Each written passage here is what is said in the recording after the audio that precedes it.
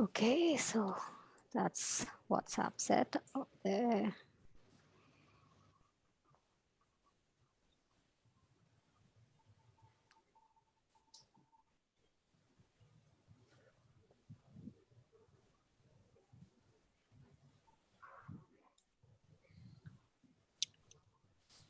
Do we know how many registrations there have been so far? Santosh, Manali? There are 250 registrations. Whoa, There are already 62 participants. Joining. that's great. Fantastic.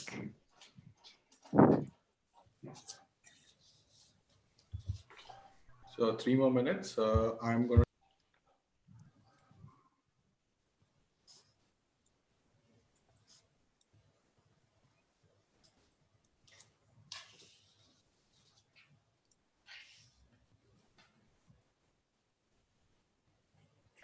Can I have it, Baba?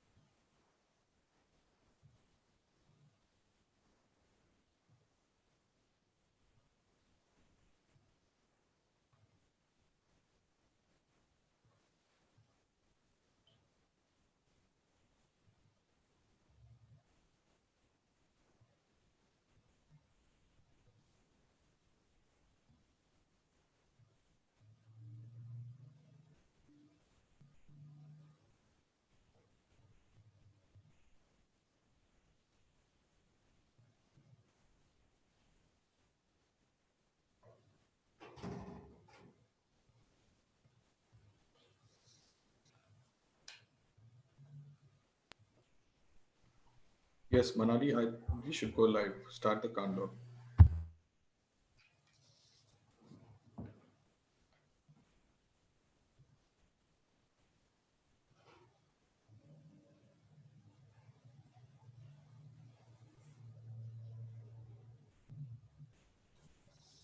It's like a real launch.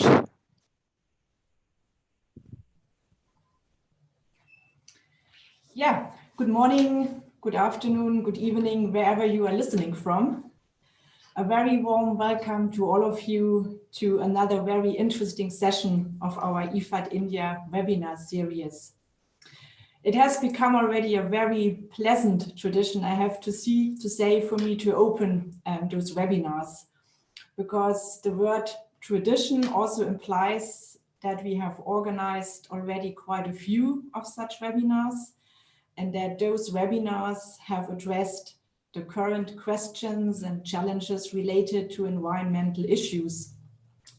And this tradition has also proved so far that we have addressed and asked the right questions, as our ever increasing number of participants show. So in this way, also thanks a lot to my colleagues from IFAD India who have started the series. Today, we have set another quite burning topic, I have to say, which is how to handle e-waste.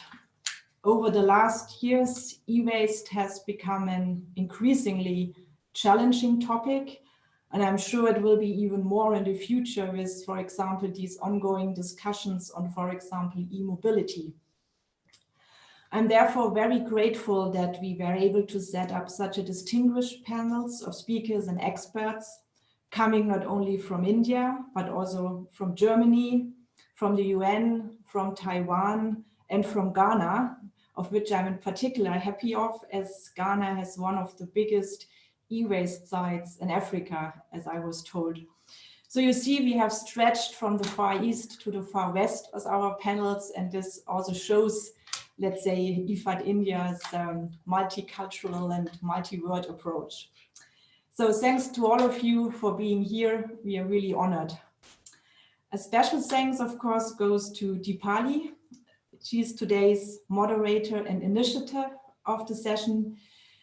Deepali is an international expert on e-waste management with over 16 years of experience in the sector. At the United Nations University, she was instrumental in setting up the Capacity Development Program on e-waste under the umbrella of the e-waste Academy. Currently, she is based in Mumbai, where she is the managing director of Sophie's India, working on a range of products that are at the intersection of environmental and social impact, particularly on the domain of secondary resources, which is quite important. Yes, again, I'm really happy to have you here with us. And after a short video about IFAD India, I would then hand over to Deepali to host the session. Thank you very much and have a lovely webinar. Thank you, Katerina.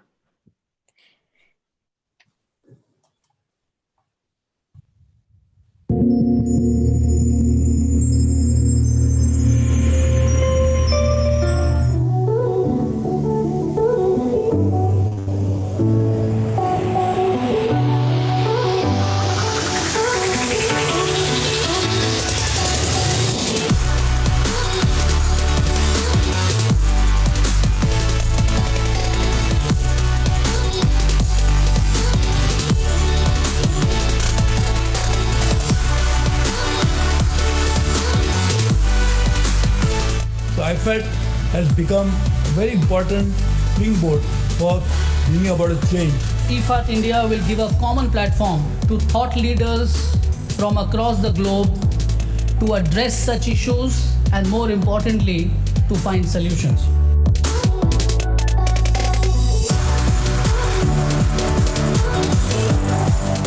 So this is one of the world's leading environmental technology platforms. And in terms of the sustainable development goals, clean water, sanitation, and climate action. So IFAD brings together the technology providers and can help many of our cities to adopt the latest technologies, which will be both climate friendly and provide services like water and sanitation efficiently. We need all the source X.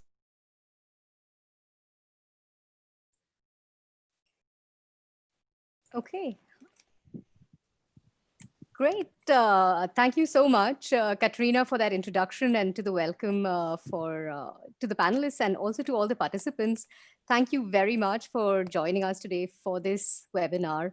It's a really interesting and exciting topic, and I'm really glad to have the opportunity to host such a distinguished panel and on this platform that IFAD India has created to bring together really global experts on a global topic. And with this, I'd really like to start the webinar and introduce our panelists today.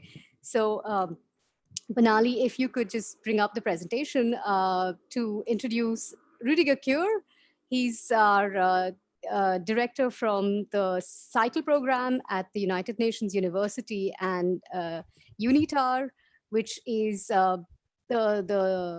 the author of the Global E-Waste Monitor that has been published just last week. He's been working in the e-waste field for over 15, 16 years now and has been instrumental in creating some of the most interesting research and white papers as part of on this topic. He's currently based in Münster or Bonn otherwise in Germany, and he's a political scientist, political and social scientist by profession. And he'll be talking to us about what urban minds we have in our drawers and what insights we can get from the data on e-waste. So thank you very much, Rüdiger, for joining us today from Germany. Next up, we'll have Cosmos. Cosmos comes from Taiwan. He's based in Taipei, and he was, even though he was born in Taiwan, he's got a very international experience, having lived and studied in Japan and the US. He was previously a banker, so he's got a very good sense of numbers. Currently, he's with Super Dragon Technologies, which is a high-end recycler for precious metals, and he'll be talking to us about what insights you can get on operating a recycling business that creates value from e-waste. Cosmos, thank you for joining us, and especially because it's fairly late in the evening for you in Taiwan. Very much appreciate your time to join as a panelist on our webinar.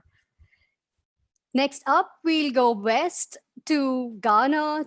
We have Vivian joining us from City Waste Recycling, where she's the managing director. Vivian's also been involved in e-waste for a long time, and she's working currently with a range of projects with a range of development agencies. She's an award-winning entrepreneur and is very, very involved on the ground, as well as at the policy levels, and has a very wide experience in actually implementing solutions. And she'll be talking to us about innovation in adversity. How do you balance the triple bottom line for a formal recycler in Ghana? So how can this experience from Ghana be shared and be implemented in other countries around the world who face similar challenges? Thank you, Vivian, for joining us early in the morning for you. So great to have you on our panel. Thank you. Next up, we'll have Sebastian Frisch from Black Forest Solutions, who's based in Berlin, Germany. He's got a lot of experience in the waste management sector, in technical designing, building, and operating recycling facilities. He's worked in many, many countries on especially hazardous waste topics. And he'll be talking to us about the technical and technological treatment options. How do you maximize value while minimizing the hazards? Sebastian, thank you very much for joining us. It's great to have you as part of our panel, and I'm looking forward to your insights on this very thin balancing line topic. How do you maximize the value, and how do you make sure the hazards are controlled? And last but not the least, we have Pranshu Singhal joining us from India. He's the founder and director of Karo Sambhav, an e-waste PRO. He's been in the electronics industry for a long time. He's worked with Microsoft, and before that with Nokia as the sustainability head for over 11 years. He's a very well established social entrepreneur with a lot of accolades to his name. And he's been working in the environmental sustainability domain, following his master's in environmental economics from Sweden. Pranshu, thank you very much for joining our panel, and I'm hoping to hear from you on the reality check. So what are the business realities of operating a formal business in the circular economy for electronics?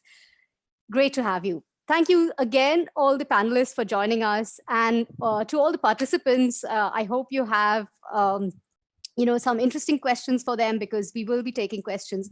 But before that, I'd like to give the opportunity to the panelists, starting with Rüdiger, to introduce us a little bit to what they have as some of their main areas of expertise. So over to you, Rüdiger, to take the floor and take us through what urban mines we have in our drawers, and what monitor the global e-waste monitor sheds the light on in terms of data. Thank you. Thank you, Deepali. Thank you, IFA team in India and Munich as well, for inviting me and giving a brief presentation and being part of this panel, which is a great pleasure. So only last week, we have launched the 3rd edition of the Global E-Waste Monitor, which provides a comprehensive overview of the global e-waste challenge as such. And the report provides a national and regional analysis of e-waste quantities and flows. It makes predictions until 2030 and even beyond, and provides a summary of the legislative instruments currently in place.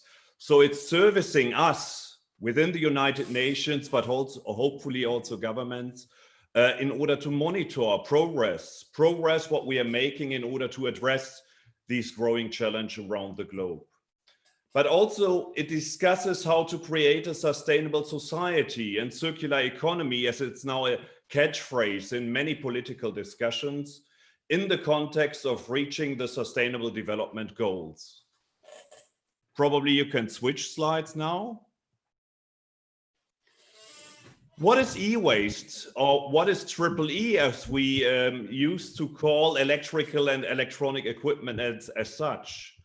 Nowadays, basically all use electrical and electronic products in our daily life can be found in kitchen appliances, toys, tools for music, ICT items, mobile phones, laptops, basically anything with a power or battery supply. And this is a key distinction we are making. So anything with power or battery supply at the end of life becomes e-waste. Please switch slides. So the global e-waste generation, we see a higher level of disposable incomes and a growing urbanization and mobility. And further industrialization are causing the increase of the consumption of electronic products, which is fueling the increasing waste of e-waste at the end. For sure, electrical and electronic products contribute to improving living standards, but they also represent a counter to that very improvement, because sooner or later, those electronic products become e-waste. And we are estimating that the world generated a striking 53.6 million metric tons of e-waste, or an average of 7.3 kilogram per capita. Please switch slides again.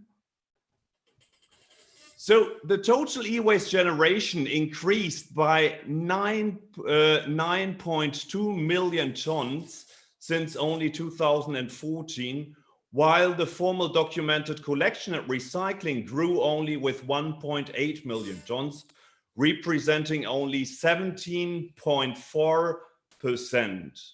And this indicated that the recycling activities are not keeping pace with the global growth of e-waste, and the amount of e-waste that is not documented is increasing.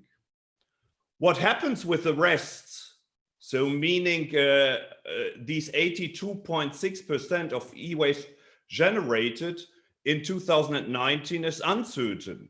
And much is kept in our drawers, much is disposed of with a normal household bin, collected with metal scrap, or even shipped somewhere in the world.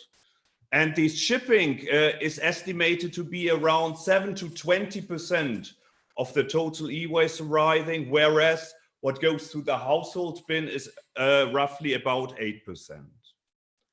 Please switch slides.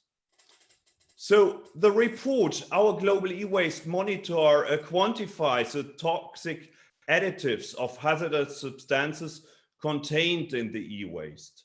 It also illustrates the improper management of e-waste, which is contributing to global warming. At the same time, e-waste can also be considered as an urban mine, as it contains several precious, critical, and rather non-critical metals that, if recycled, can be used as secondary material. The value of raw materials in the global e-waste generated in 2019 is equal to approximately 57 billion US dollar.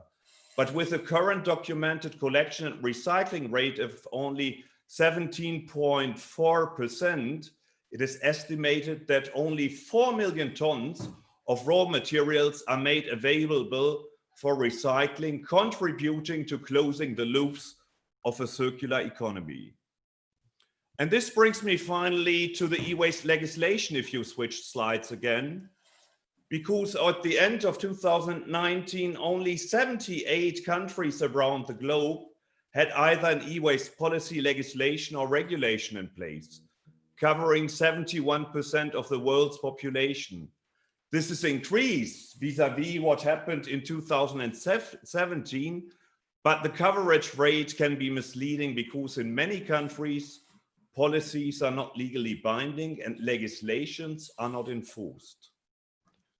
So in conclusion, we can say that we have to collect better in future in order to keep also our supply chains for the production of electrical and electronic equipment functioning. We do not know really whether increased collection will support the creation of jobs, because it also comes automatically with an automation. But it's hopeful that we will create jobs in this regard. But what we are relatively certain about is that the dematerialization will create or have some sustainability impacts. Dematerialization in a sense that instead of purchasing the product, we are only purchasing the service the product provides, and the ownership remains with the producer, taking then also the full responsibility. I hope sincerely that the electrical and electronic industry will move towards being more environmentally oriented, as we can see it now under the climate change discussion with the automotive or air traffic industry. But there remains a lot to be done. And here I'm concluding for now, looking for our discussion later on. Thanks, Deepali, and back to you. Great, thank you for that, Rüdiger, and for all the great data that has been gathered from around the world to make these very valuable estimates. I'd like to pick up on what you mentioned in terms of the value. You mentioned $57 billion in terms of value, and this is where companies like Super Dragon Technologies really play a very critical role in bringing back these critical raw materials. So I'd just like to request Cosmos to jump in on this at this juncture and take us through what Super Dragon does and how you operate to really bring back these materials and increase the recycling rate, increase the materials available from the secondary sources. So over to you, Cosmos. Thank you. Thank you very much, Deepali, for the introduction, and thank you very much, IFAC, for having me here to share my experience with all the distinguished guests. If you can quickly bring up my slide on the first page. Super Dragon is a company that focuses on extracting precious metal from e-waste. And there are two types of e-waste that we focus on. One is the e-waste that are generated from the manufacturing process from the factories. And this may be the end of the out-of-spec products or the extra materials like the frames around the print circuit board that still contains a little bit of precious metal, whether it's be gold, platinum, or silver. So our business model on this one will be that of a B2B, where we go to the factories and get their e-waste into a factory. And as the site shows here, in Taiwan, we use a chemical process, which means we use chemical agent to extract the gold. So you can imagine we put the e-waste, and in this slide, it's a picture of a print circuit board. We dip them into a chemical agent where you extract the gold, in this case. So the liquid will contain gold, which we call liquid gold, and we turn it into precious metal bars through drying and refinery. The other part of e-waste we collect are what we call, what people commonly know as the consumer end-of-life products. And this will be your old PCs, computers, mobile phone, etc. Because of the lack of a centralized collection point, we're still working on the B2B level, where we go work with the supermarkets or convenience stores where they have kiosks. People can deposit their e-waste and bring to our factories. And the process is similar.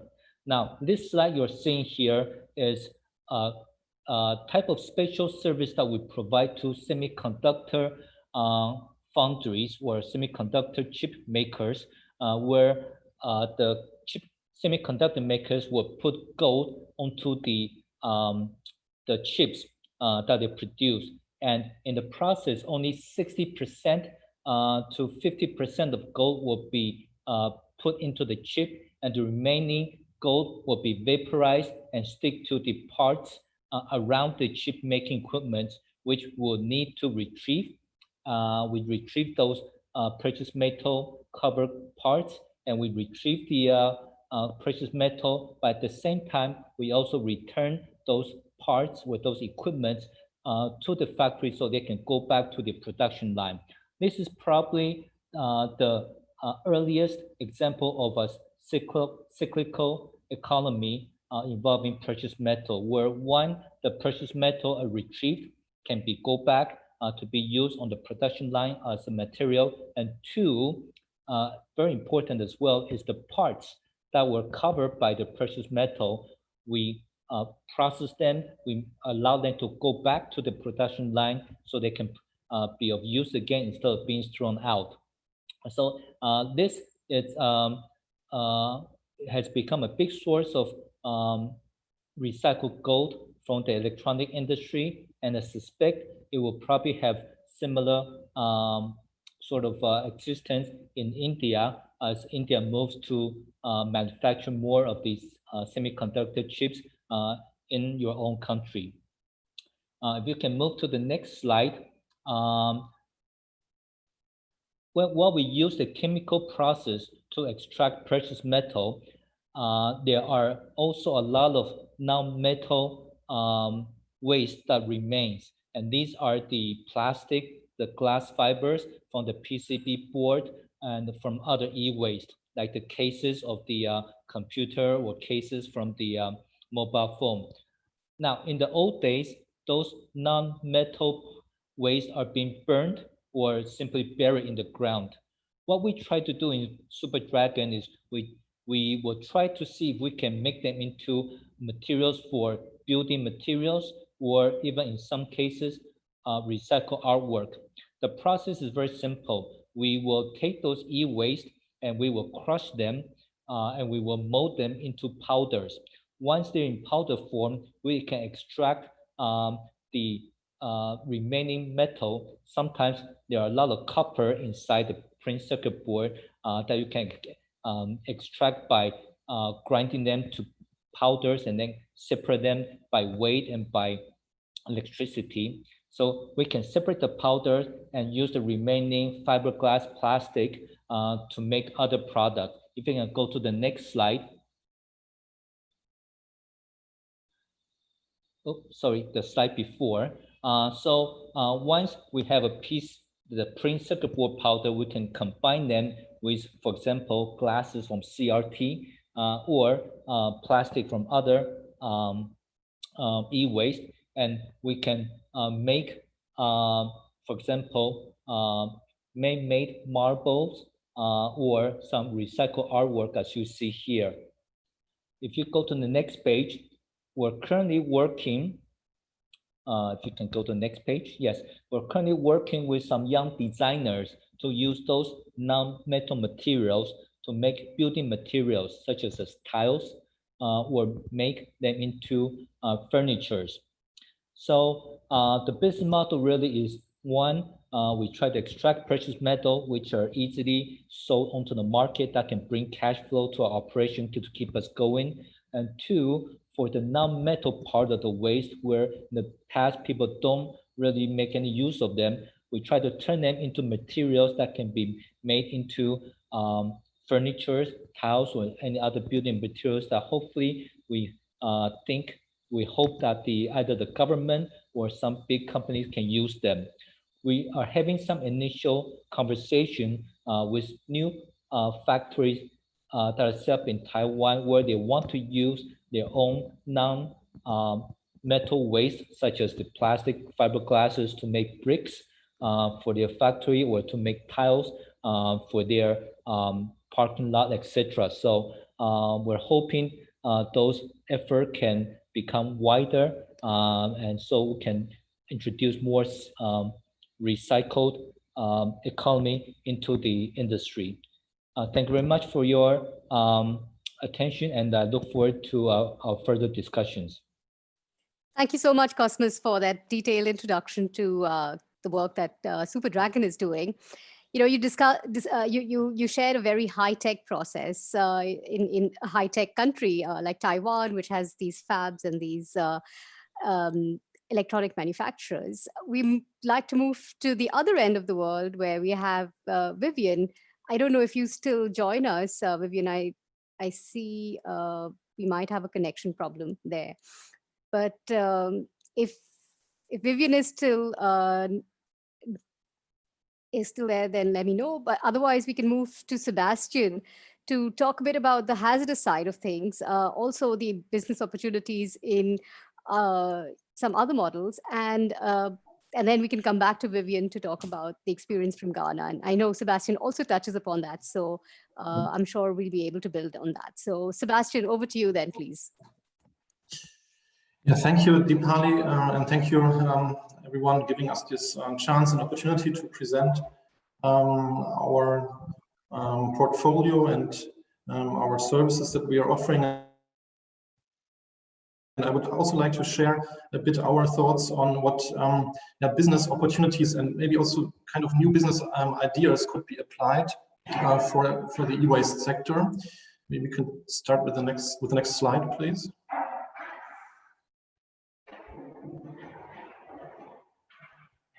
The next one.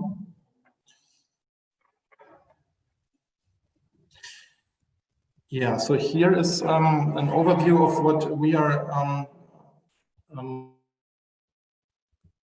implementing. So we have two pillars as Black Forest Solutions. One is that we are a consulting company based in Berlin, Germany, and we are providing global solutions for different waste management challenges.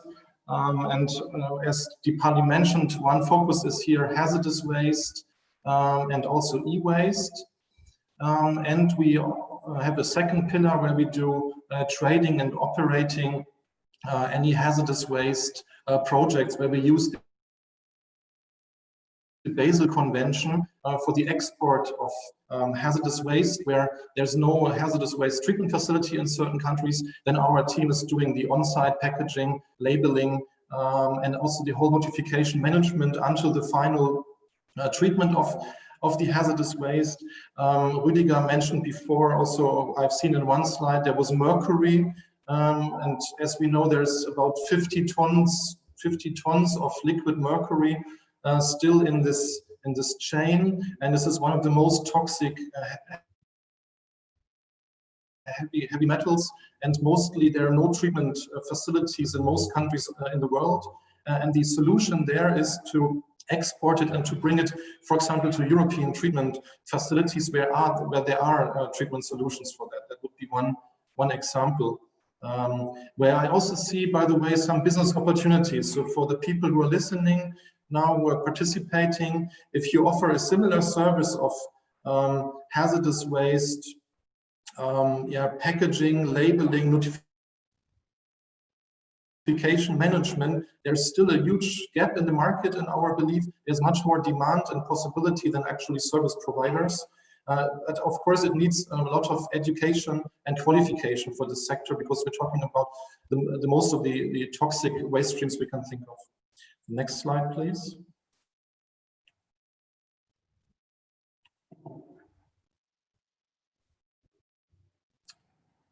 Yeah, here's an overview about our activities worldwide. So as mentioned, we have one headquarter here in Berlin,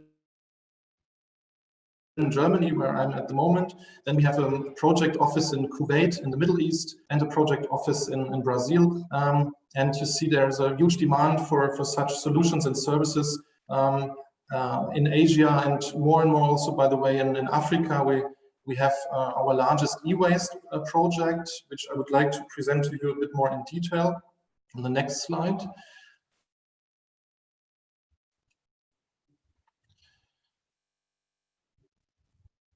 Sorry, before the next slide is coming, there was also one reference I want to mention in regards to India. Here we are at the moment together with our local partner EcoParadigm, developing a software tool which helps decision makers from, for example, governments and municipalities to come to decision processes for their waste management problems. And this also includes e-waste problems. And this is on behalf of GIZ India, where we do this in 40 Indian cities across 4 regions. Just as an Indian reference for the participants coming from India at the moment. But I think more important is the next slide, please, where we speak about e-waste. And this also refers to what hopefully Vivian will also show us. Here we are involved in a project together with the KfW Bank, a German bank for reconstruction and development. And maybe you heard about this tragically famous place. Akbok Bloshi is one of the largest e-waste dump sites in the world. And you see the pictures here. So on this dump site, there's literally no proper treatment, no machinery, no equipment. People are literally use their hands to break up the e-waste and to try to recover the valuable waste streams out of this e-waste. You see on the next slide, please, that one of the most used methods to recover these values, which were mentioned before, $56 billion. So we can see there's a lot of value behind e-waste, but on the left side here on this picture, you see what is not only happening in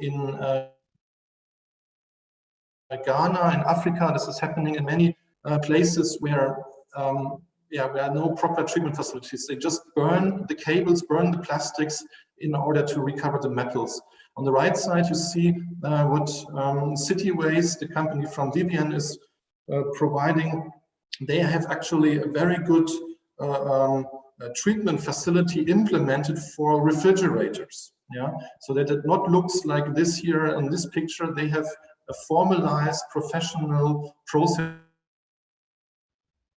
for recovering of refrigerators. And here, Deepali, also you have this interface between e-waste and hazardous components. Next slide, please. Yeah, our motivation, what is the driving force behind? We want to minimize the negative environmental and human health impacts from improper management of electronic waste. And also in this whole section of e-waste, it's very important to realize the transition from the most polluting e-waste recovering activities from the informal sector towards the formal sector. And then that's why it's in bold, most important, without removing jobs from the lowest income sector. So to have this, to get this balance done, I think this is the challenge and the driving force behind most of the business models in emerging countries. And test a financial pricing mechanism, also very important in my point of view, and the support of the national system with lessons learned. The next slide, please. Yeah, here's an example of how we are trying to formalize the informal sector. So we are at the moment, together with the company Gopa, building a handover center in Ghana. And this handover center is supposed to purchase, to buy from the informal sector, from the supply sector. And in our system, we are registering all the collectors and the whole supply center, buying from them the e-waste and taking it to the handover center. And from the handover center, we give it to the demand side. So these are formalized recycling facilities. And the KfW Bank currently is subsidizing the purchase from the supply side, and is also subsidizing the sales to the demand side. And the subsidy is for such a long time until an EPR scheme is being implemented in Ghana. So there's already since, I think, end of 2018, a so-called eco-levy, where all the distributors and importers of e-waste have to pay a certain amount into the system. And this fund is being built later to finance such a system which you see here on this slide. The next slide, please. Yeah, this is here a picture where we are showing that this is really being built. Currently, we are in a tender stage in Ghana. You see some technical figures here. Maybe I cannot go too much in detail here, but I can imagine that this is also a suitable model for other countries, not only for Ghana. Next slide, please.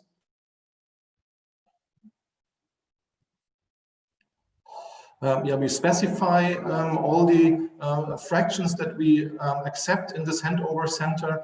There will be cables in the beginning, thermoplastics, mixed batteries. That's another interface, hazardous waste and e-waste, and cables, of course, these 4 fractions. Next slide, please.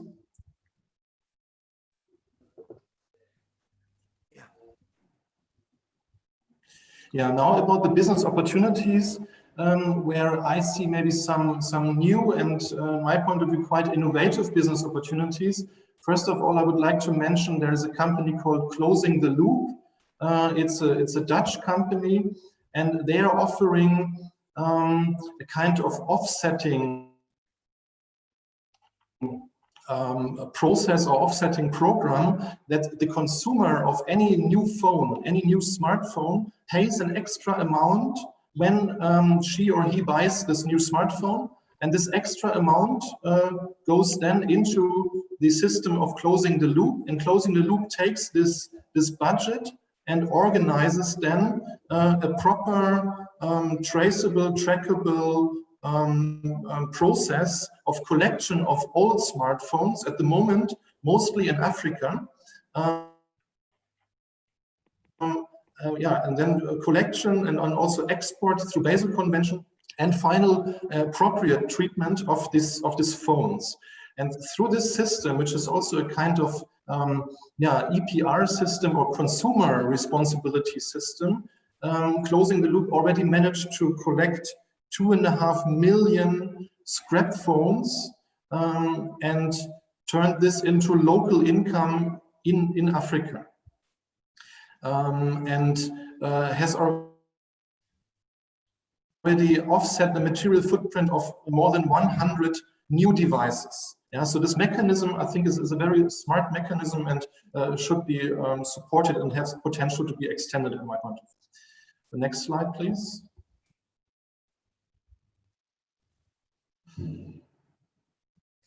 Yeah, this is one business opportunity where we also see potential here. This is a point that for all these processes that I described, it is very important to have a proper traceable and trackable process, and this process should be in a digital way. So we need a digital tracking system, and here there are different service providers. One with already good references and a track record is the company CleanHub from Germany, who already started to have the whole process from the collection of waste, interim storage, transportation, and final treatment of this waste in India. So they have now this experience in emerging markets, and they have the proof of concept, so to say, from A to Z. This you can also see in the next slide. And for e-waste, there are some also, in my point of view, innovative possibilities. For example, algorithm in the software that can detect, for example, based on pictures, which brand we're talking about, which serial number, product type, and whether the product has hazardous content based on that data. So a kind of artificial intelligence that they can already identify through the software certain items of, or certain features of the e-waste. This was the last slide, I think. It's coming now. Sorry, I'm exceeding the time a little bit, but here you see an overview of the chain of custody. So what I can only repeat is we need to have a standardized process. I think a very transparent process, because we're talking about also trust in this whole chain of custody. And a digital solution, I think, is the most appropriate one. I'm looking forward to your questions and for the further exchange. Thank you. Sebastian, thank you so much for that interesting presentation with a lot of pictures and, of course, a lot of details on the other opportunities in e-waste. Your slides would have linked really well also to Pranshu's presentation, which will be also, he'll be talking about what you mentioned in terms of auditing and traceability. But before that, I'd like to welcome back Vivian. Thank you so much for joining us again. Looking forward to your presentation now on the innovative approaches you've taken in e-waste recycling in Ghana. So Sebastian showed us already some pictures and gave us a little bit of an insight on how things are, or the challenges in Ghana, and then how you've been solving them actually. So over to you, Vivian. Thanks. Thank you. Next slide, please.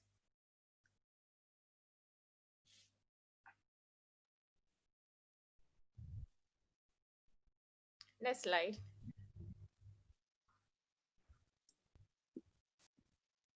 City Waste Recycling is a multi-purpose green enterprise turning waste into resource, offering responsible waste processing for a wide range of waste types, from problematic e-waste, battery, sawdust, plastic, fridge, and ACD gas in recycling. It provides formal employment, lifting waste collectors out of the informal sector. TVR currently employs 60 permanent staff and over 500 in the informal sector. Next slide, please.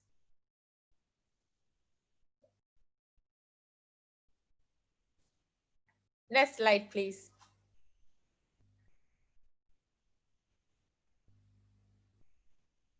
I think there's a little bit of a lag because there were some comments saying that the screen is not refreshed. Maybe Vivian, you can go ahead and you can continue talking about what you do, and then we can just see how the slides. We employ currently over 500 from the informal sector. About city waste recycling activities in 2019. Syria undertook these activities taking into consideration the SDG 17 goals, number 8, decent work and economic growth, sustainable cities and communities, responsible consumption and production, and also goal 13, that is climate action, by using the mitigation and the adaptation process towards a circular economy. We worked on 500 metric tons of plastics, and City Waste actually works also with multiplicity of plastics in HDP, LDP, PP, PEPS, laminate, ABS, and also the PBDs. We did over 380 tons of e-waste, 200 metric tons of ferrous metal, 50 tons of copper, and 40 tons of aluminium, and 15 tons of CFC traded for carbon credits. Next slide, please. Green innovative digital e-waste recycling in Africa. CBR is a SEED award winner as an eco-inclusive enterprise. Our source segregation, collection, recycling, and repurposing is replicated in the Switch African Great Seed Handbook due to our environmentally sustainable approach. These are some of the green projects that City Waste partnered, and these were very successful, that we want it to be replicated by other developing countries and even for the developed world as well. We actually have a global recycling strategic and essential material project that is the best of the two-world approach, which was funded by partners like Eco Institute, Umicore, Johnson Control, by the German Ministry of Federation. We also did a fridge rebuild project with Energy Commission, EPA Ghana, with UNDP, funded by GEF. Currently, we have a project running in Ghana that is the Caritas Ghana e-waste campaign, Care for Our Common Home, which we are doing with GIZ. We also just finished a project on a free take-back system from Tagomba Women Association in Kumasi with GIZ. The e-waste management program in Ghana, funded by the European Union, with partners from the University of Cape Coast as our project lead, Adelphi, Germany, GMPC. And this project actually is trying to formalize the informal sector in the e-waste sector, actually. We are doing the registration with them through the tax system, permitting from EPA, location, etc., and also training them on business methods, and also how they can actually have their products traded in an environmentally sound manner. Incentive-based collection of e-waste in Ghana, that's the GIZ Mesty and Eco Institute project, which we did with also Green Art and Mountain Research Institute. This is also a masterpiece because we were able to identify all the various types of cables that are on the Ghanaian market, which is key for any investor or for anybody importing in technology to work in this area can actually depend on this report, because it also gives us an insight on exactly what goes on within the pricing system, the transportation, and the processing of all the cable types in Ghana. And this we did successfully on the project. Next slide, please. These are the steps that we take through our processing, collection, dismantling, etc. Cable granulation. Next slide, please. The opportunities, the e-waste act, at 197, the LI 2250, the eco levy actually established is going to help investors who are coming, also people who are doing formal and sound recycling to capitalize on. Carbon trading is also an area to look up to. And I think for urban mining from the e-waste sector, it's a big opportunity using Ghana as a refurbished hub for raw material hub for refineries, etc. EPR system needs to be actually be done here because we are lacking, and people can actually take advantage of that. Establishments of collection point, the transportation system, the reuse and upcycled areas can be looked at, and especially also for treatment and disposal facilities, which we are lacking in Ghana and in most parts of Africa. CVR has an initiative that is 1 for 1,000, which is also unique, because if you turn in a ton of waste, it doesn't have to be e-waste, it could be plastic, anything that can be recycled. We give you a health insurance cover for 1 year on the Ghana Health Insurance Scheme. And also a project we undertook with the Imagine Ghana, assessment of e-waste value chain, which is very key because you need to know the market you are going in. And for any investor and for any research institution that is planning to do something in Ghana, must go back and refer to this assessment from the e-waste value chain called Money Day for Bola, meaning there's money in trash. And in Ghana, we have also formed an association, which I happen to be a president, a Recyclers Association of E-Waste, which is called EROTA.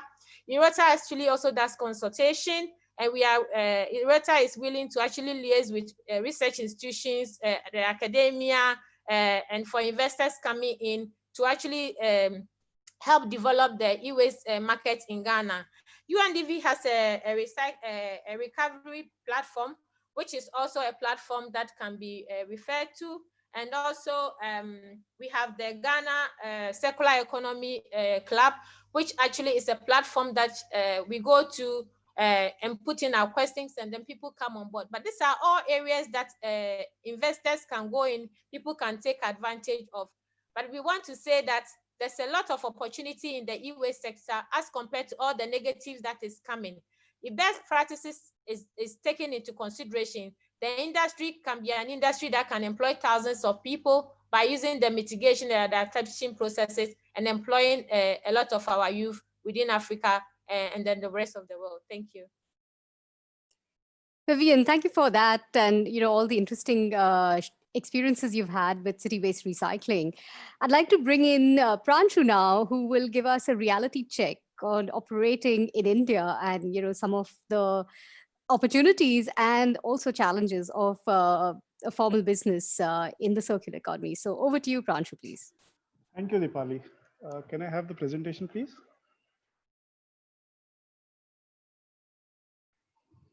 Yeah, so I'll start with a bit of introduction about Karo Sambhav.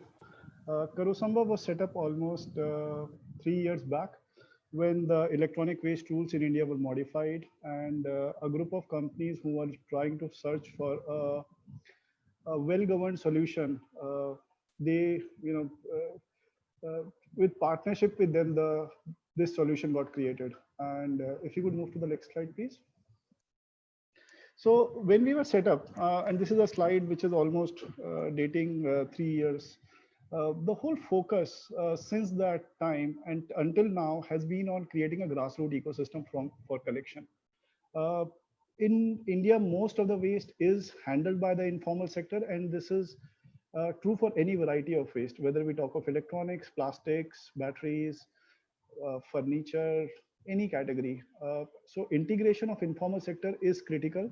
Uh, the model which, for example, Sebastian has shared are largely similar in most emerging markets. And a similar model in India is being deployed or has been deployed by many organizations where informal sector has been formalized and collection has been routed via them. So they have their own networks of collection in different cities, small towns. Uh, and from these channels, the waste is collected. And instead of going now to informal sector for recycling, it is going to formal sector for recycling. Another important part in this whole point is around how do we ensure that there is traceability, transparency in the entire value chain. So what is happening at a grassroots level? How do we know? How do we bring in systems and frameworks which will allow us to be absolutely sure about the work and the quality of work that is happening? So one of the focus areas was on introduction of frameworks for legitimacy. And then most importantly, we right from day one started developing our own tech platform, which enables scale and primarily to bring in traceability across the value chain. So today in our system, at any point in time, if you wish to know which e-waste has come from where is it heading to, those answers are available. So these were the basics of the system that we were trying to set. Can we please move to the next slide? Our Karosambhav is today present in over 120 cities and towns across the country in all states and 4 union territories.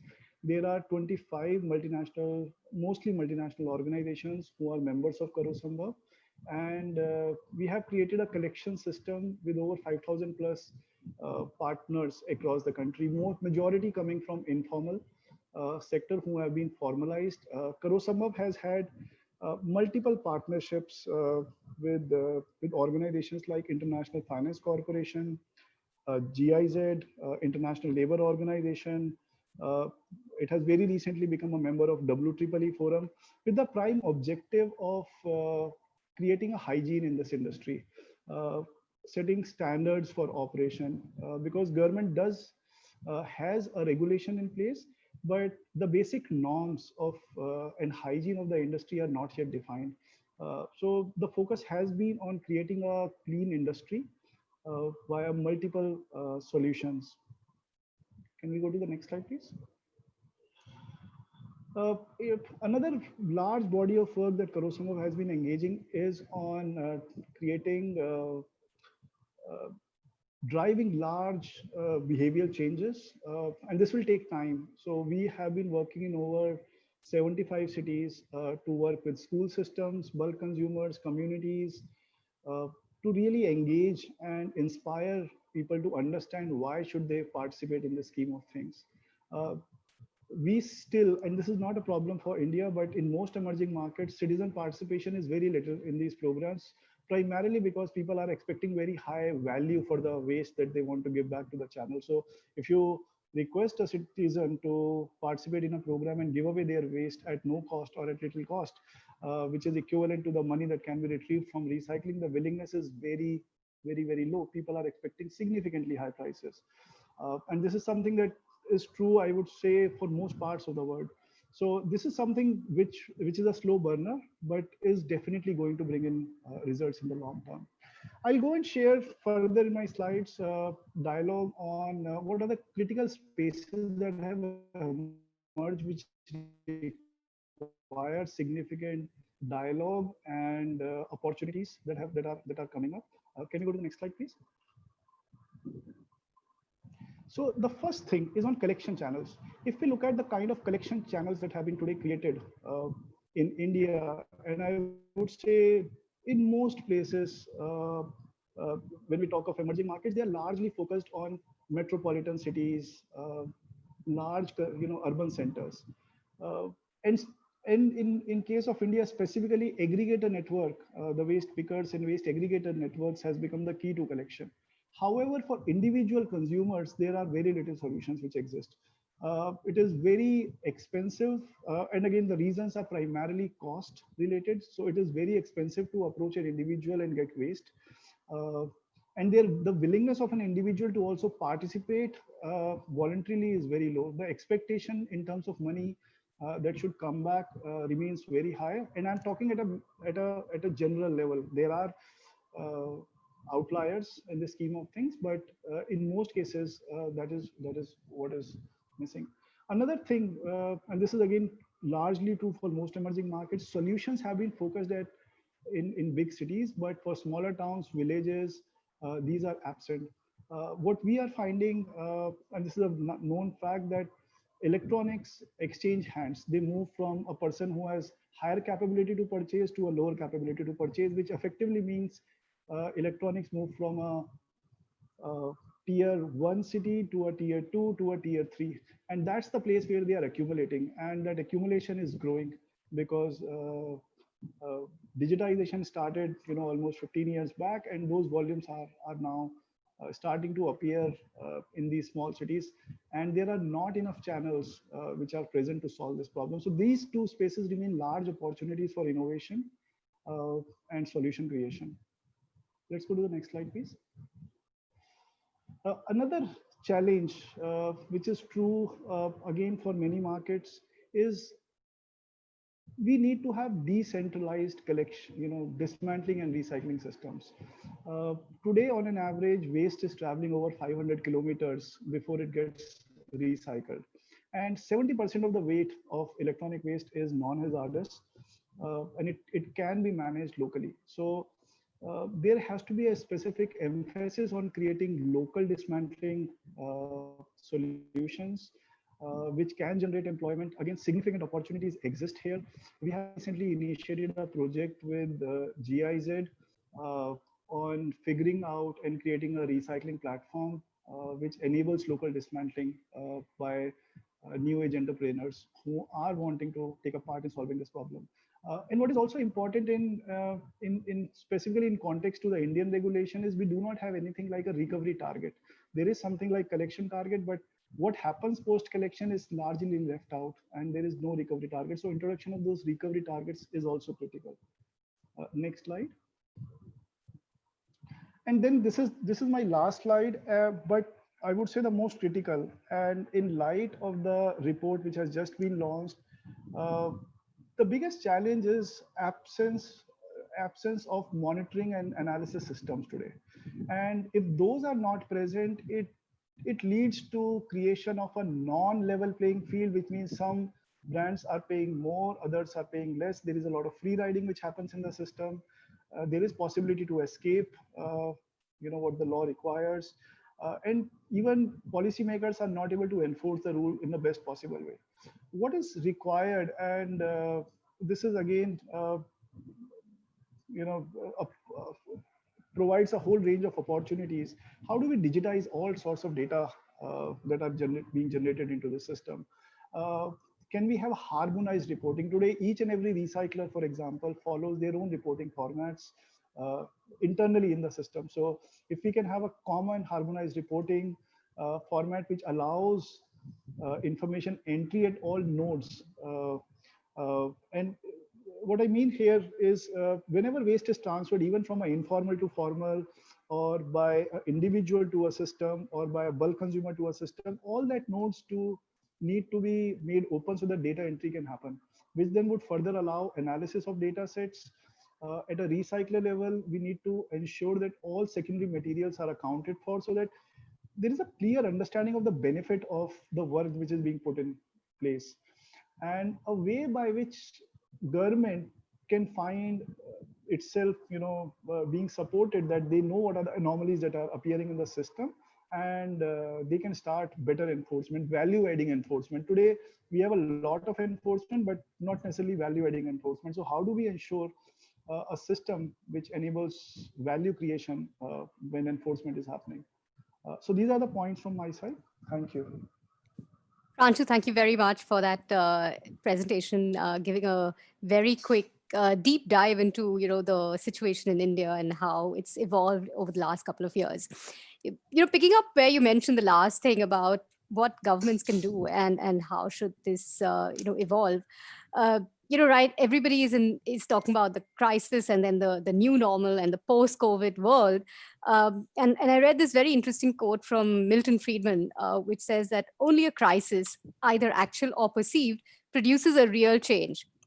So maybe this question going to Rudiger, what kind of change could you expect in the aftermath of this crisis? And, especially picking up on this topic that Pranchu just mentioned, how can governments really promote e-waste recycling as part of this post-COVID recovery? Because obviously there is, a lot of focus on building back better, building back greener, and really e-waste is at the very center of it, where on the one hand you have more digitization, more e-learning, more e-conferences, more webinars, and everyone using more technology, but obviously having to deal with a larger volume coming out, as the monitor points out. Would you have any thoughts on that, Rudiger? Yeah, it's a very interesting question you are asking here, Dipali, because I've seen also some news alerts coming out here in Europe a couple of days ago, which prescribe that collection is tremendously increasing actually in Europe because people are cleaning up their houses. Under the confinement, etc., they have time. They first started in their garden to clean up. Now they do it in their houses. And everybody of us has mobile phones in its drawers, has an old fridge, a TV or whatsoever in his cellar. And now finally time has come to get rid of it because, you think it's a good effort under all these circumstances at the end. But I'm not quite sure whether this will be sustainable. However, I really sense that the policy-related measures in response to the economic crisis most states will be confronted with will also go in the direction to undertake considerable reconsiderations of the present practices in place, so that we are purchasing greener, that we are considering already end-of-life aspects early on in the design phase, that even the big players are also considering really to go for a brand which is probably performing also more environmentally sound and actively requested also from these kind of players. We are still in the midst of the COVID crisis, so we can't really say what's going to happen in a couple of months time when vaccination, etc., will hopefully be available.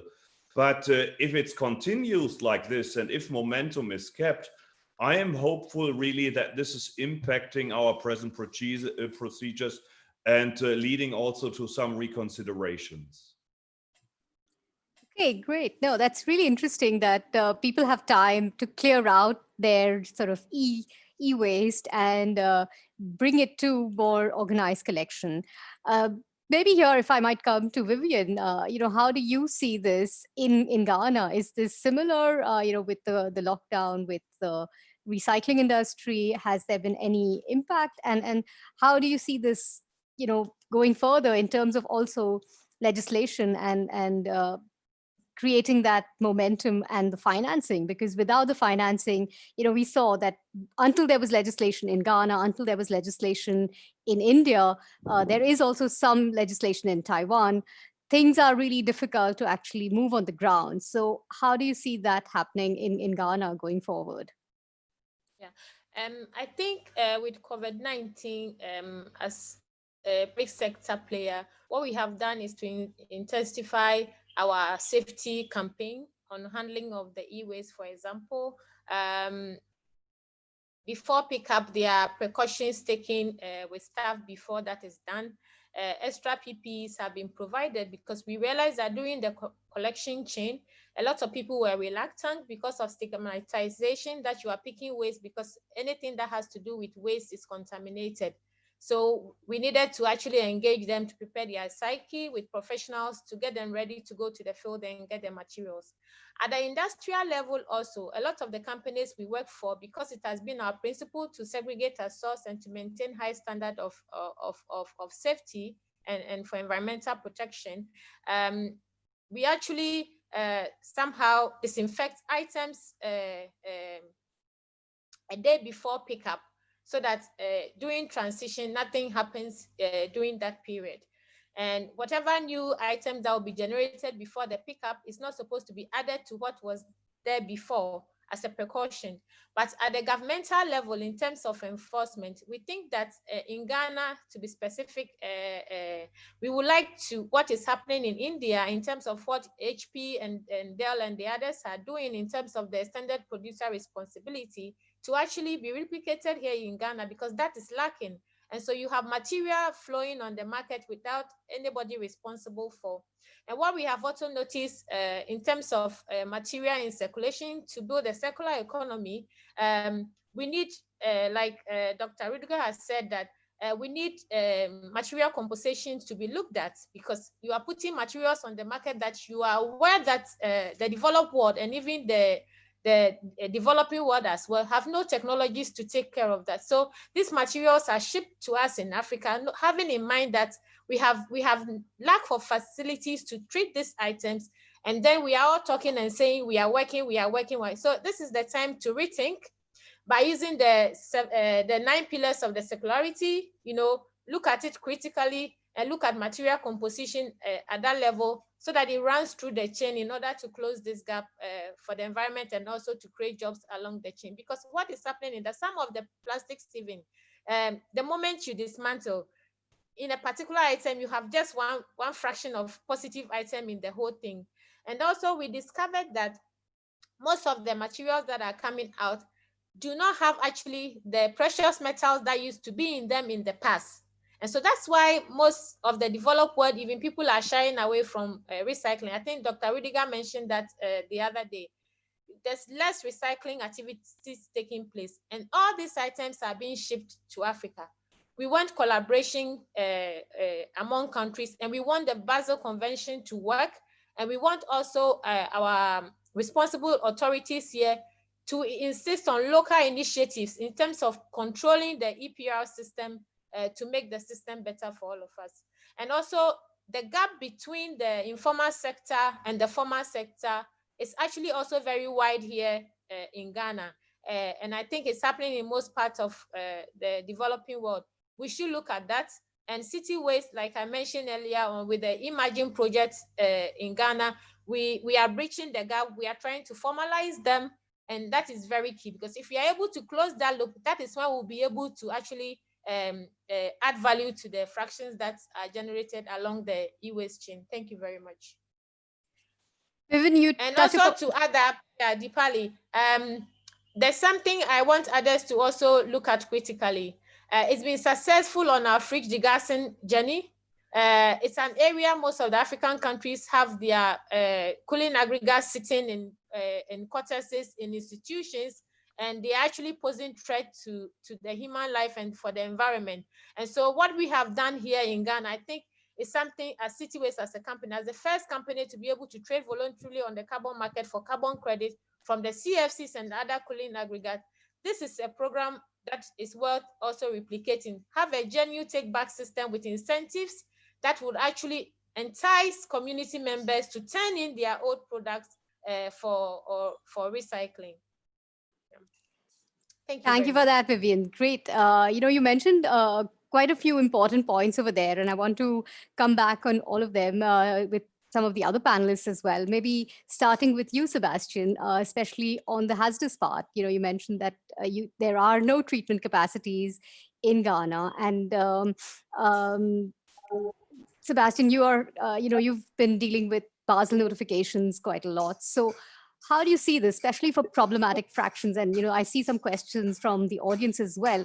How do you treat problematic fractions like CRT monitors, like mercury, like lamps, where you cannot recycle them or at scale enough to justify a facility in a country, in every country? How do you make sure this becomes a little bit friction-free, or how can this be an entrepreneurial activity facilitated by the government as well? Yeah, first of all, I also would like to highlight again that this demand side, when you looked at this slide before where I showed this handover center, this hog, the supply side, this is quite clear. There's an informal sector, there's a lot of supply of waste, but then the demand side, that means the factories or facilities that are able to process the e-waste in a structured and professional manner, there actually is a gap. In Ghana, in Africa, in India, there are very few companies like City Waste. And this is where we need to have, I think, the approach, and where also you have business opportunities in providing proper structured treatment solutions for e-waste. And when you talk about Basel Convention, then this can only be, especially in large countries like India, this can only be like an interim solution. So it cannot be that all hazardous waste, we talk about mercury or fluorescent tubes, that this should be exported. So the Basel Convention is just for the phase until you set up local treatment facilities for hazardous waste. This is also our approach, that we trigger and initiate as much as possible treatment solutions within the country. Yeah, but for very problematic cases like liquid mercury, you need a special treatment, special qualification, and there in a timeline of say a few years, the easiest approach is then using the Basel Convention, because Basel Convention is already ratified by 180 countries. It's a very well-known process, and as a business opportunity, companies can offer this notification management service. So you don't need high capex, you don't need assets,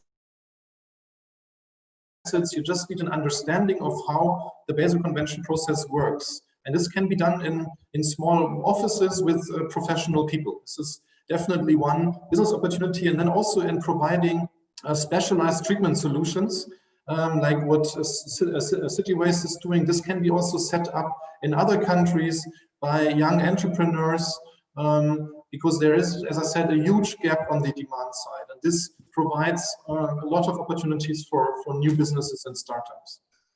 Thank you for that, Sebastian. I think, Pranshu, this would be, an opportunity to know from you, how do you see this, this kind of a decentralized approach to collection, recycling infrastructure? Because as a PRO, you demand those kind of recycling, and where do you see gaps? Where do you see opportunities in the market as such?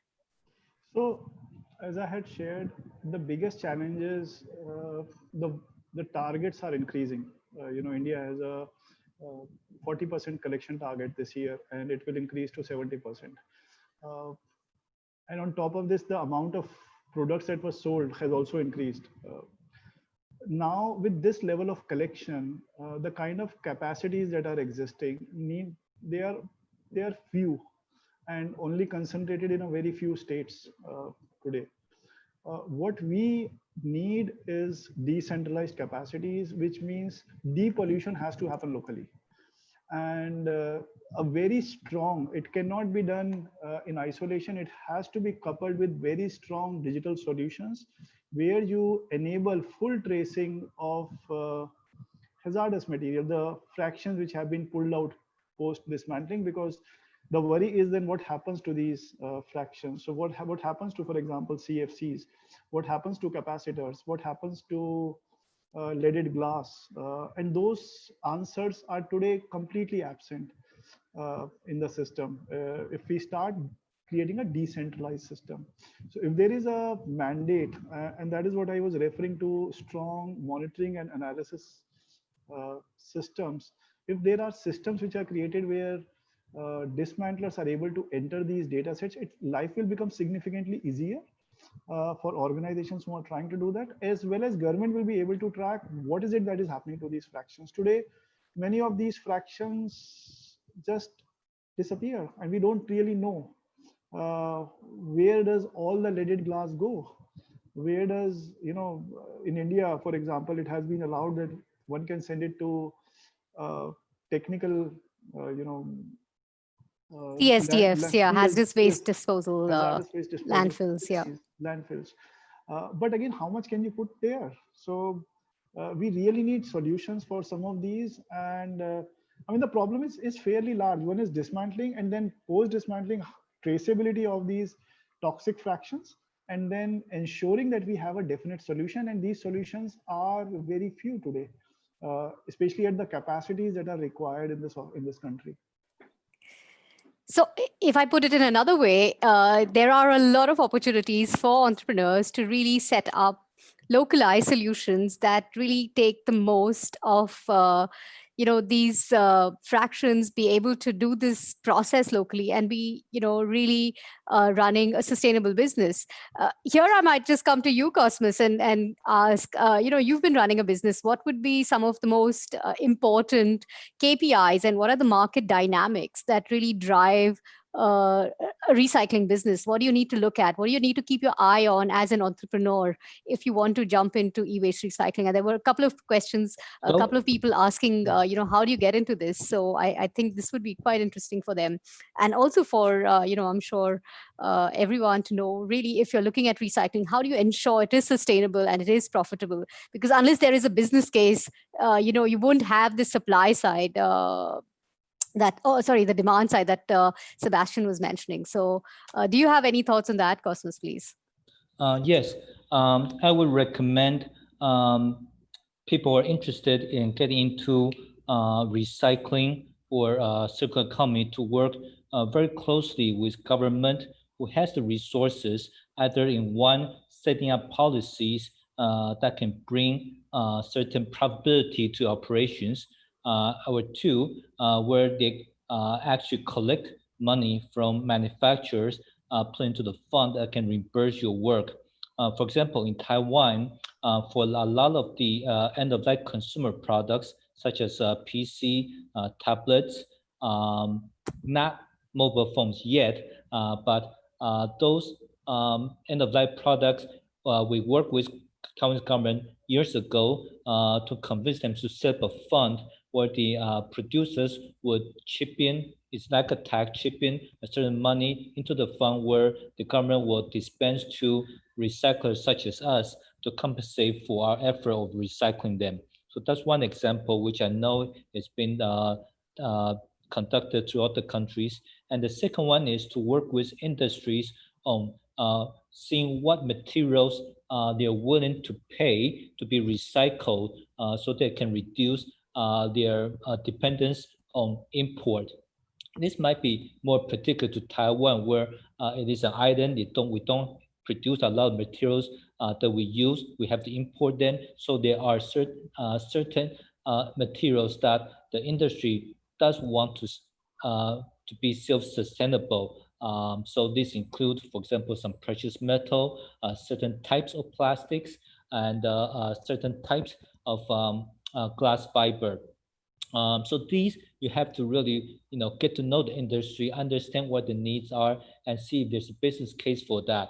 It takes a lot of, dialogue. It takes a lot of technical improvement, because most of the time, without much technical innovation, it doesn't work. It doesn't pay. So it does take time. And on this area, I also recommend working with the government, who may have some resources with some academy, with a university that can help you out, whether in terms of technology innovation or getting access to private enterprises who has certain pockets of funds that can help you.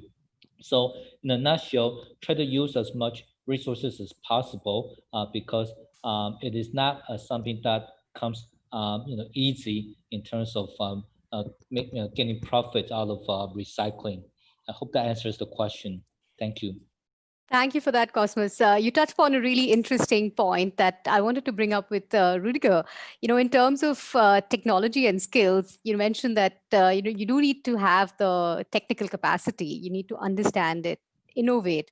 How do you see, Rudiger, this opportunity to tap into the urban mind? What are the technologies and skills needed? How do you see that UNITAR has a mandate for training and research. How do you see that from that perspective of really building capacity around the world? And I think there were a couple of questions also from the audience, really asking how can there be support? How can this be facilitated to really build capacity? Also, something that Sebastian touched upon, in terms of facilitating the Basel process. You need to understand what is a PIN notification, how do you do the paperwork, what are the kind of controls you should have, how do you really build this capacity? Because if the waste is growing, obviously you need people, you need systems to be able to monitor it, to audit it, to look at the flows, understand the technologies. There's a whole world of opportunity as I see it.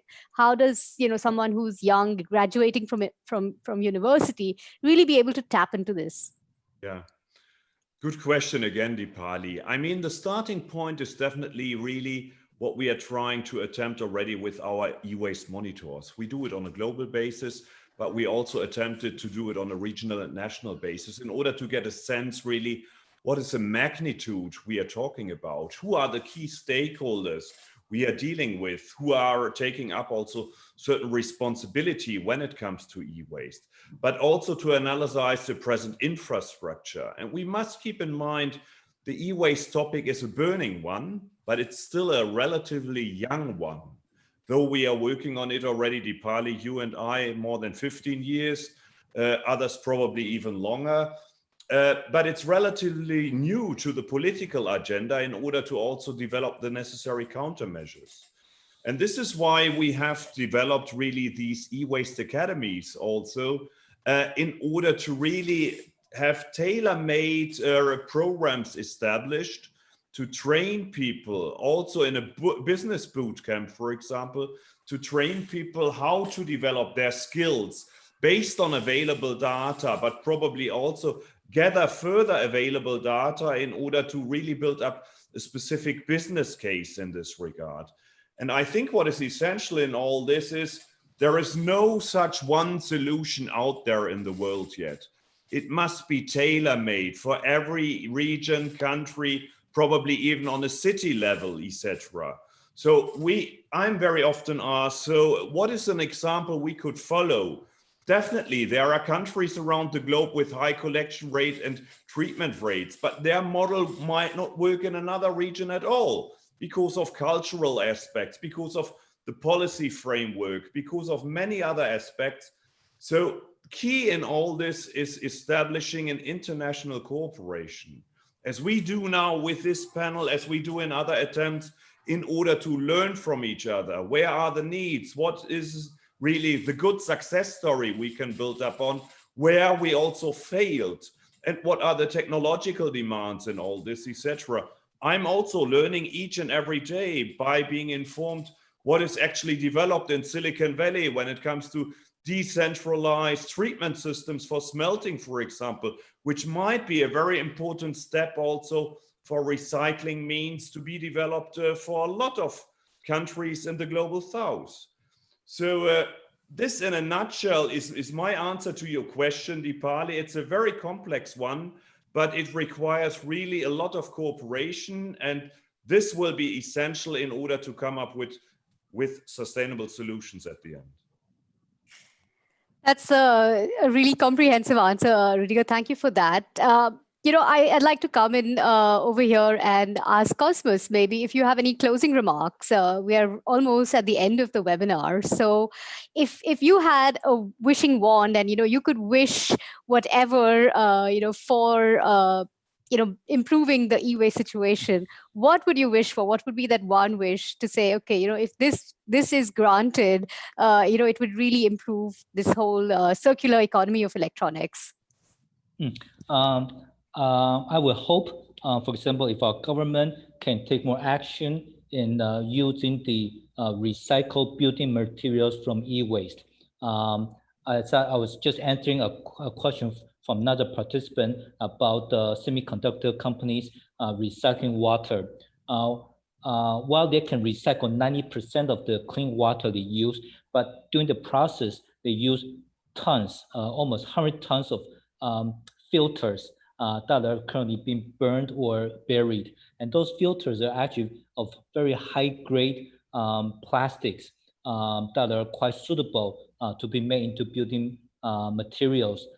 So if the government can take action in utilizing those high-grade materials, those filters, and make them into building materials for public buildings, that would solve a big problem facing the semiconductor companies. So that's my small input. Thank you very much. Okay, super. Thank you for that, Sebastian. Then maybe your wish list, or what would be your wish from the genie to improve or smoothen this e-waste situation? Well, I think to give or to enable young entrepreneurs and graduates to start their business cases, to provide an environment where they can really also test themselves and see whether they can implement their business cases. There are so many business cases where you don't need high capex, you just need to be a bit brave, and you have to have your qualification, of course, a good background, but that we have an environment or a community where this is possible. Yeah, so I think we mentioned the three main business opportunities from our perspective, which is certainly Basel Convention, hazardous waste management. This can be done. Then all the digital solutions, software solutions when it comes to tracking and monitoring. And also when it comes to extended producer responsibility and consumer responsibility. There are plenty of business cases, and I think we touched on a few of them. But if this would be possible, because sometimes just the conditions are not set, right? But my wish would be that in each country you have the conditions and yeah, like an incubator that companies can really implement this. Great. Thank you for that quick intervention there. We have only a few more minutes. So Vivian, what would be your wish if you had to ask for one wish to, say for city waste to really, become the hub for circular electronics? Yeah, for me, I think in Ghana, the e-waste sector will not thrive without the informal sector. And so there should be more capacity building for the informal sector. There should be also, I'll require that government sets up our EPR system, which will help us mop up the whole system. And then also there should be some form of certification for companies that are putting their products on the market, so that when certification is given, we'll be able to tell who is going green and who is actually not being responsible. And then for a younger person who wants to go into this area, the opportunity is huge, but you need knowledge, because you need to know your generation of raw material, the composition, the difference between the hazardous and the non-hazardous fractions. And so there's the need for you to actually liaise with the research institutions and also universities like Cape Coast, Legon, to actually understand what happens actually within the sector.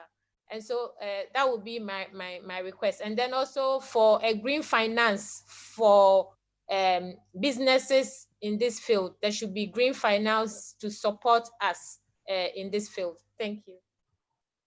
Thank you, Vivian, for that. Pranshu and then Rudiger, just to close the loop, since we started with Rudiger and we're going in a circle. So quickly, in a minute, if you could, Pranshu and then Rudiger, if you don't mind, for a few more minutes there. Yeah, so for me, it would be a very transparent, open platform for end-to-end data collection across all nodes, right from, whether it is waste coming from aggregators, moving then to PROs, then to recyclers, but end-to-end at all nodes where waste is getting transferred, ability to collect those data sets and a decision system built on top of it.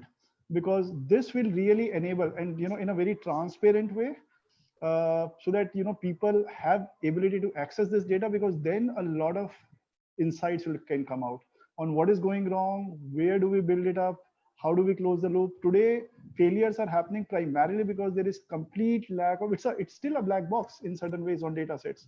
We still do not know where are things coming from, where are they going, what is happening. The moment it becomes transparent, it will auto solve itself. There are enough entrepreneurs, enough energies positive energies which will allow this to be solved. Great. Thank you for that, Pranshu. Rudiger, then closing remarks and your wish, knowing how the scale of the waste problem is growing, what would you, wish for in the next couple of months or years to come? Yeah, I mentioned already in my introduction 90 minutes ago about the scale, etc., we are confronted with. So we have to increase collection, etc. But what is most important, I think, we have to unite in order to address these issues. We have to establish very strong corporations globally in order to learn from each other, to really make aware also of these issues, to address it jointly. It's a global problem. The reverse supply chain, in the same way as a supply chain as such, not even the big brands will be able to solve it on their own. It requires each and everybody from us with a certain knowledge, inspiration, and commitment at the end of the day. And this is what I'm hopeful also for such kind of panels as the one from today is supporting, and hopefully it's steering us the right direction. Thank you so much for that, Rudiger. I think this has been actually a really interesting panel, and it's really brought together a very global set of experts sharing experience, expertise, and real world knowledge from working in the sector for a long time. And I really thank you for the time that you've given to really sharing your experiences, your thoughts on this topic. So thank you again very much from me, Dipali, and also on behalf of MESA Munich and IFAT India, who've really put this all together, brought this platform, got this chance for the people to participate and ask questions to our panelists. So thank you, everyone. And of course, to all the participants for joining, for your time today. I hope it was interesting. I did see a couple of comments saying, requesting for presentations and contacts. So I hope IFAT India can make this available. It has been recorded, so it should be available on the YouTube channel. And I hope we can continue this discussion, take this forward, build this platform, and kind of taking from where Rudiger left off, really collaborate more across each other, across the world with each other, and really get to the end of this problem. So thank you again, everybody. Thank you very much for this webinar, and I'd like to hand over to MESA Munich again, to Santosh, Manali, and the rest of the team to close this. So thanks again. Thank you so much. Till next time, maybe we'll meet again for another discussion. Thank you so much. Bye-bye. Thanks, everyone. Bye-bye. Take care. Have a nice day wherever you are. Thanks. Thank you.